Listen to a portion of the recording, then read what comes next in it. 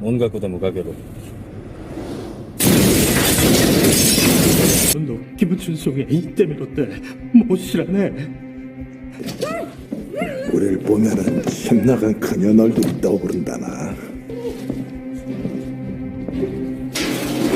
Dan pada kesempatan kali ini saya akan menceritakan film seru sekaligus menarik yang berjudul Deliver Us From Evil. Dan seperti biasa saya tidak akan berspoiler di awal.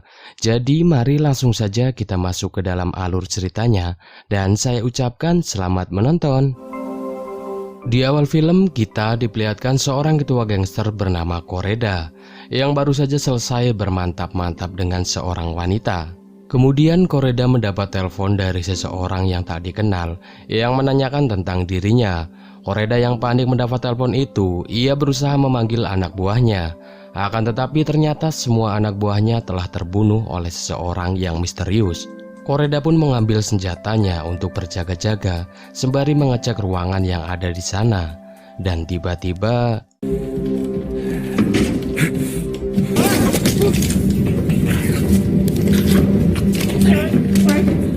Koreda dicekik oleh seseorang yang misterius itu, dan akhirnya ia pun meninggal saat itu juga.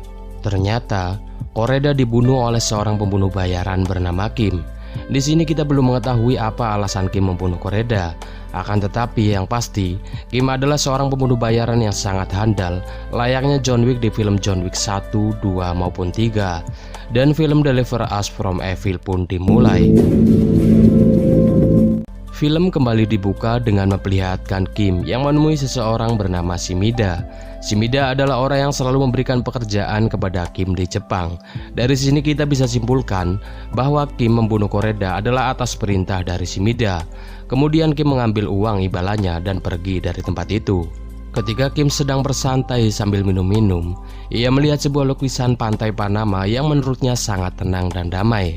Dari sini keluar niatan Kim untuk pensiun dari pekerjaan kotornya, dan ia berniat untuk membeli rumah di Panama dan menghabiskan sisa umurnya di sana. Kemudian scene berganti berlatar belakang di Bangkok, Thailand, yang mana terlihat seorang wanita yang sedang menghantarkan anaknya ke sekolah. Wanita itu bernama Yongjo dan sang anak bernama Yongmin. Setelah itu Yongjo pergi mengurus pekerjaannya sebagai seorang pembisnis. Dan ketika jam sekolah selesai, seorang babysitter terlihat telah bersiap untuk menjemput Yongmin. Akan tetapi bukannya menghantarkan Yongmin ke rumahnya, ternyata babysitter itu telah bekerja sama dengan mafia perdagangan anak di Bangkok dan menculik Yongmin. Sementara itu jauh di Jepang, Kim terlihat berhasil membeli rumah di Panama dan akan segera pindah ke sana. Tak selang berapa lama, Kim ditelepon oleh teman lamanya di Korea yang bernama Chun. Chun mengabarkan bahwa Yongjo sedang membutuhkan bantuannya. Akan tetapi di sini Kim malah berkata kepada Chun kalau Yongjo menelpon lagi, ia meminta Chun untuk bilang kepada Yongjo bahwa dirinya telah meninggal. Sedangkan di Bangkok, Yongjo terlihat sedang berada di kantor polisi dan melaporkan bahwa anaknya telah diculik. Akan tetapi pihak kepolisian mengira bahwa Yongmin hanyalah kabur dari rumah. Tak selang berapa lama, Yongjo mendapat kabar dari seorang laki-laki yang memberitahunya bahwa ia telah menemukan Yongmin. Laki-laki itu meminta Yongjo untuk pergi menemuinya sendirian. Yongjo pun bergegas pergi menemui laki-laki itu. Beberapa hari kemudian, Kim diberi kabar oleh Chun bahwa Yongjo telah meninggal dan mayatnya sekarang berada di Korea. Di sini terjadi flashback mengenai kisah hidup Kim, yang mana faktanya 8 tahun silam, Kim bekerja sebagai anggota Badan Intelijen Negara. Dan setelah Badan Intelijen itu dibubarkan, Kim memutuskan untuk pergi ke luar negeri dan berpamitan dengan Yongjo. Dari sini kita jadi tahu kalau Yongjo adalah pacar dari Kim di masa lalu. Kemudian scene kembali ke masa yang sekarang, yang mana Kim terlihat telah sampai di Korea dan melihat jasad dari pacarnya itu. Di sini pihak kepolisian Korea memberikan dompet milik Yongjo kepada Kim, yang mana di dompet itu berisi foto Yongjo bersama anaknya yaitu Yongmin. Setelah itu Kim menemui Chun dan bertanya mengenai Yongjo dan anaknya. Chun menjelaskan bahwa sejak jadian itu Yongjo menemui dirinya dan bercerita bahwa dirinya sedang mengandung anak dari Kim. Dari sini kita dapat simpulkan bahwa Yongmin ternyata adalah anak kandung dari Kim. Tak selang berapa lama, Kim ditelepon oleh Shimida. Shimida menjelaskan bahwa ternyata Rai adalah adik kandung dari Koreda, dan saat ini Rai sedang mencari Shimida serta Kim dan akan membunuh mereka semua untuk membalaskan dendam atas kematian Koreda. Shimida yang ketakutan sedang diincar oleh Rai. Ia berusaha kabur dari kota itu, akan tetapi naasnya mobil yang membawanya ditabrak oleh anak buah Rai, dan akhirnya Shimida pun ditangkap dan diinterogasi oleh anak buah Rai. Setelah itu Shimida pun langsung digantung oleh Rai dan dibunuh saat itu juga. Di sisi lain, Kim mendapat kabar bahwa anaknya telah diculik di Bangkok. Mengetahui hal itu, Kim pun berniat untuk pergi ke Bangkok. Di sini Chun menelpon Kim dan menyuruhnya untuk menemui temannya yang bernama Lee, karena Chun telah meminta Lee untuk membantu Kim mencari keberadaan anaknya. Sementara itu, Rai ternyata telah sampai di Korea dan telah membunuh Chun. Di sini Rai juga mendapat info bahwa anak Kim sedang diculik di kota Bangkok, Thailand. Scene pun berganti dan berlatar belakang di kota Bangkok, Thailand. Kim menemui teman Chun yang bernama Lee untuk membantunya. Lee menjelaskan kepada Kim bahwa kasus babysitter yang menculik anak majikannya di kota Bangkok, Thailand adalah hal yang sudah wajar. Lee memberikan hasil risetnya selama ini dan ia mencurigai orang yang melakukan hal itu kepada Yongjo adalah Han, seorang pengusaha real estate yang sedang dekat dengan Yongjo. Atas hal itu, Kim pun pergi untuk memantau pergerakan Han, dan ketika waktu dirasa sudah tepat, ia langsung mencekik Han dan membawanya ke tempat yang sepi. Di sana, Kim tanpa berkata sepatah kata pun, ia langsung memotong jari Han, dan akhirnya Han pun bercerita kepada Kim. Han mengaku bahwa ia memang telah menculik anak itu. Akan tetapi Han berkata bahwa anak itu telah dibunuh oleh babysitter. Mendengar hal itu, Kim pun tanpa banyak bicara lagi, ia langsung membunuh Han saat itu juga. Sementara itu, Rai juga ternyata telah sampai di kota Bangkok, Thailand. Rai dibantu oleh dua orang lokal untuk mencari babysitter yang menculik Yongmin. Akan tetapi bukannya menemukan babysitter itu, Rai malah ditipu oleh orang-orang Bangkok. Kesal atas hal itu, Rai pun langsung menghabisi semua orang-orang itu.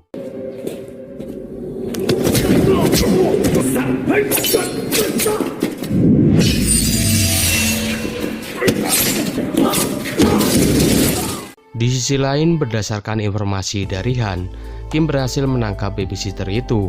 Di sini Kim bertanya di mana keberadaan anaknya. Akan tetapi babysitter itu tak mau menjawab. Lalu Kim dengan kejamnya ia memotong jari dari suami babysitter itu. Dan akhirnya babysitter itu pun bercerita kepada Kim bahwa Yongmin ternyata masih hidup dan ia menjualnya ke seorang mafia bernama Kapo. Kemudian scene berganti ke tempat penampungan anak sebelum dijual. Di sanalah Yongmin berada. Sementara Kim, ia bertanya kepada Lee tentang Kapo. Lee menjelaskan bahwa Kapo memiliki bisnis narkoba terbesar di Bangkok, dan usaha sampingan Kapo adalah penjualan anak untuk diambil organ tubuhnya. Atas hal itu, Lee meminta agar Kim segera bertindak sebelum semuanya terlambat. Lee memperkenalkan temannya yang seorang waria kepada Kim untuk membantunya. Waria itu bernama Yui. Di keesokan harinya, Kim menyuruh Yui untuk menelpon anak buah Kapo dan berpura-pura akan membeli sebuah ginjal. Atas hal itu, Kim dan Yui akhirnya dibawa anak buah Kapo ke tempat penampungan anak itu. Akan tetapi di sana mereka tak menemukan Yongmin, karena ternyata Yongmin telah dipesan oleh orang lain. Di sini Kim meminta anak buah Kapo bahwa ia akan membayar berapapun yang mereka mau jika ia bisa mendapatkan Yongmin.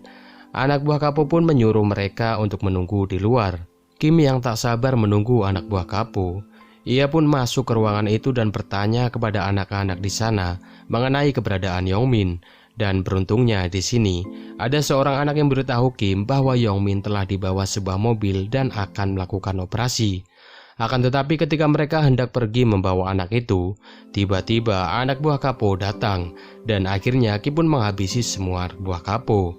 Dan disinilah Kim mendapat informasi lengkap mengenai Yongmin, bahwa Yongmin akan diambil jantungnya untuk transplantasi jantung.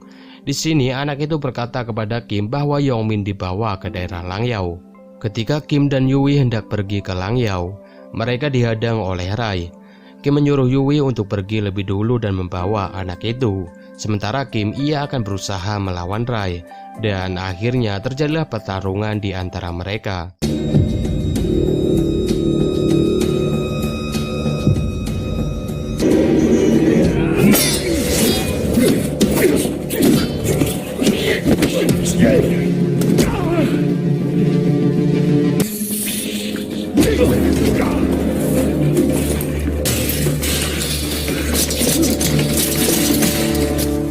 Akan tetapi untungnya di sini Kim berhasil menahan Rai dan kabur dari tempat itu.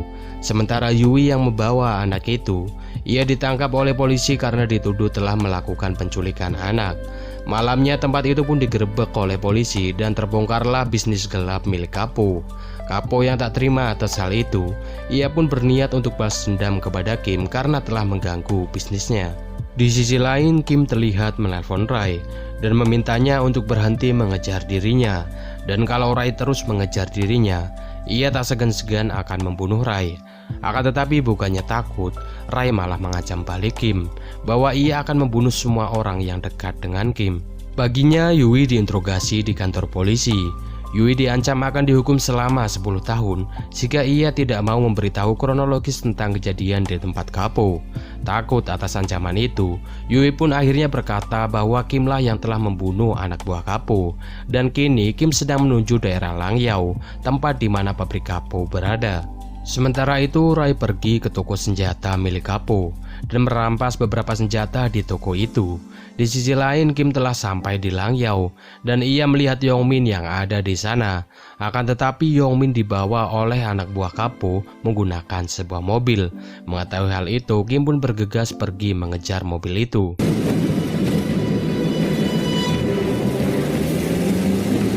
Akan tetapi di sini Kim dihadang oleh Rai yang menembaki mobilnya menggunakan senjatanya. Tak selang berapa lama, anggota polisi pun datang ke tempat itu. Dan akhirnya terjadilah pertempuran antara Kim, Rai, dan semua anggota polisi.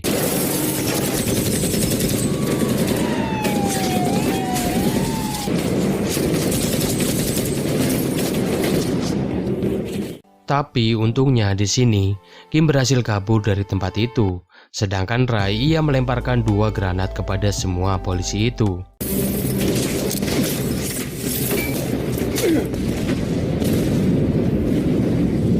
Dan singkat cerita, Kim pun berhasil menemukan Yongmin dan menyelamatkannya. Sementara Kapo, ia semakin marah kepada Kim karena kini usaha narkobanya telah diketahui oleh pihak kepolisian.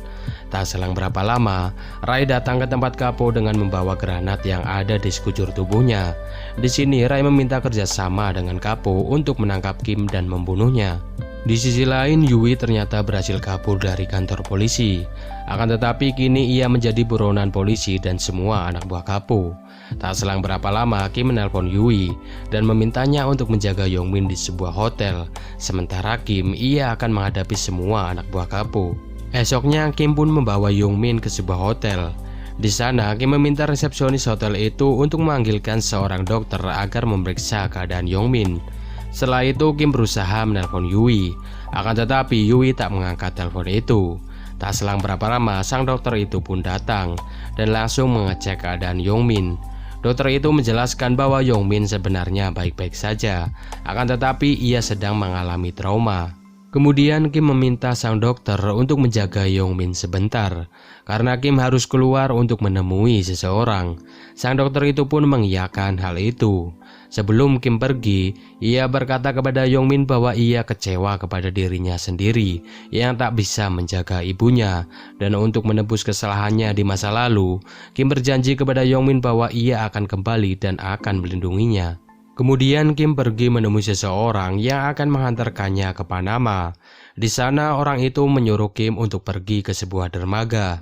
Akan tetapi ketika Kim hendak menjemput Yongmin di hotel, ia dihadang oleh anak buah Kapo.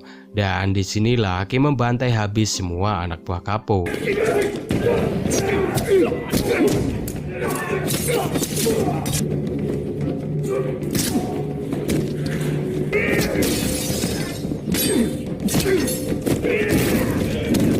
Dan ketika Kim masuk ke kamar hotelnya, ternyata Rai sudah berada di sana dan sedang menahan Yongmin. Di sini Kim meminta Rai untuk melepaskan Yongmin, akan tetapi Rai menolaknya. Kim berusaha menyerang Rai, akan tetapi ia dilumpuhkan oleh anak buah Kapo. Tapi di sini Rai dengan santainya membantai anak buah Kapo dan berkata kepada anak buah Kapo yang tersisa bahwa ia akan membunuh Kim nanti di depan Kapo. Jadi di sini Rai menyuruh mereka untuk membawa Kim, sedangkan Rai akan membawa Yongmin. Akan tetapi ternyata Yui telah bersiap di luar hotel dan akhirnya Yui pun berhasil menyelamatkan Kim. Kim yang mengetahui Yongmin dibawa oleh Rai, ia pun bergegas mengejarnya. Dan singkat cerita, Kim pun berhasil masuk ke dalam mobil Rai dan terjadilah pertarungan di mobil itu.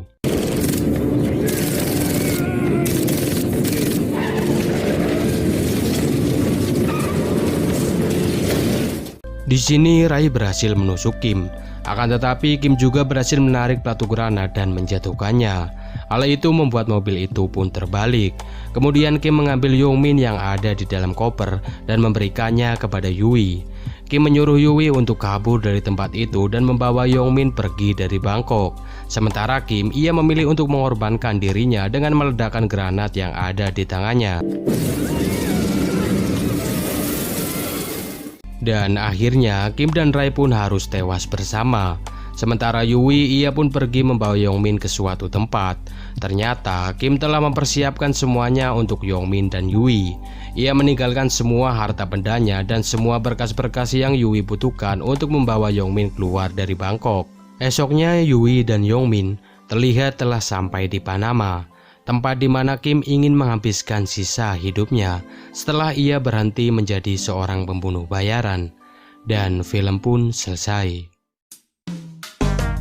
Oke guys, itulah seluruh alur cerita dari film Deliver Us From Evil. Saya ucapkan terima kasih bagi kalian yang telah menonton video ini sampai selesai. Mungkin cukup sekian video dari saya kali ini.